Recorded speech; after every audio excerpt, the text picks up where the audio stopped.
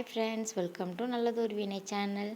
இந்த வீடியோவில் சிம்பிளாக தக்காளி சாதம் எப்படி பண்ணுறதுன்னு பார்க்கலாம். அதுக்கு முன்னாடி நீங்கள் நம்ம சேனலை ஃபஸ்ட் டைம் பார்க்குறீங்கன்னா மறக்காமல் சப்ஸ்கிரைப் பண்ணி வச்சுக்கோங்க.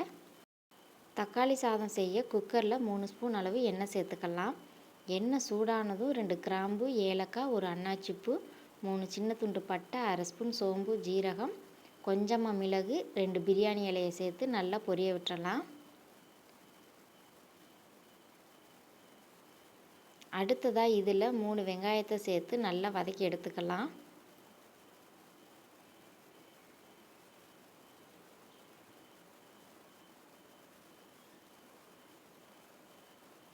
வெங்காயம் நல்லா இந்த அளவு வதங்கி வந்ததும் இதில் 1 ஸ்பூன் அளவு இஞ்சி பூண்டு விழுது சேர்த்துக்கலாம்.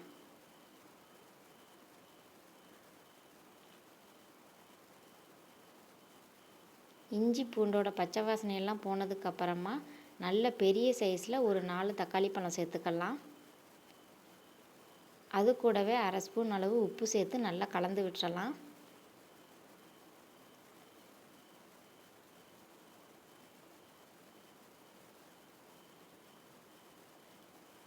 இது கூடவே 2 பச்சை மிளகாவையும் சேர்த்து தக்காளியை நல்லா மசிய வேக வச்சு எடுத்துக்கலாம்.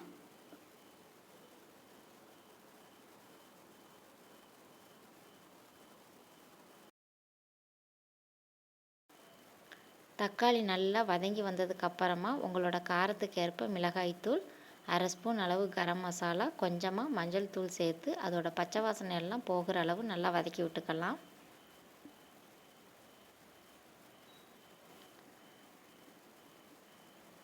அடுத்ததாக நம்ம நார்மலாக சாப்பாட்டுக்கு யூஸ் பண்ணுற அரிசியை 2 கப் எடுத்து அரை மணி நேரமாக ஊற வச்சுருக்கேன். இப்போ இதை தண்ணியை வடிச்சிட்டு சேர்த்துக்கலாம். நீங்கள் சீரக சம்பா ரைஸ், பாஸ்மதி ரைஸில் கூட ட்ரை பண்ணலாம். நார்மல் சாப்பாட்டு அரிசி அப்படின்றதுனால 1க்கு 2 அந்த ரேஷியோவில் 4 கப் அளவுக்கு தண்ணி சேர்த்துருக்கேன். இப்போ ஒரு தடவை நல்லா கலந்து விட்டுட்டு உப்பு செக் பண்ணிவிட்டு தேவைப்பட்டால் போட்டுக்கோங்க. நீங்கள் சீரக சம்பா அரிசி இல்லைன்னா பாஸ்மதி அரிசி எடுக்கீங்க அப்படின்னா 1க்கு 1.5 அந்த ரேஷியோவில் தண்ணி சேர்த்துக்கோங்க.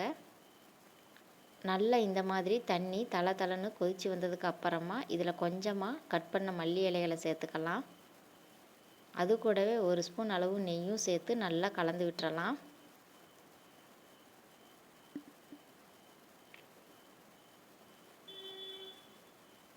இப்போது குக்கரை மூடி போட்டு மூடி லோ ஃப்ளேமில் ஒரு 20லிருந்து 25 நிமிஷத்துக்கு நல்லா வேக வச்சு எடுத்துக்கலாம்.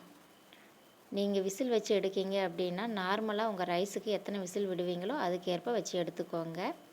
ஸ்டீமெல்லாம் போய் குக்கரை ஓப்பன் பண்ணி பார்க்கும்போது நம்மளோட ரொம்ப சிம்பிளான இந்த தக்காளி சாதம் நல்ல வாசனையோட சூப்பராக ரெடி ஆயிடுச்சு.